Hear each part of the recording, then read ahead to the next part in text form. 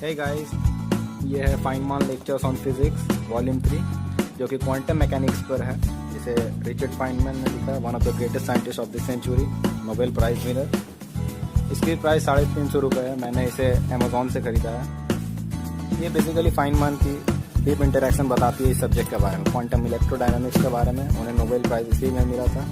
और Feynman diagrams, वैसे page quality तो ठीक ही है, मुझे ये अमेज़ॉन से मिली।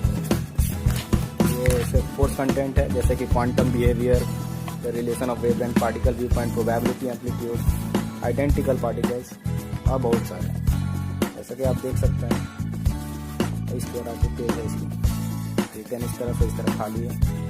और साथ ही साथ ये एक एक्स्ट्रा अपेंडिक्स के साथ आती है, वॉल्यूम 1 और वॉल्यूम 2, वो भी आप देख सकते हैं। वॉल्यूम 1 मैटर और मैकेनिक्स के ऊपर है, और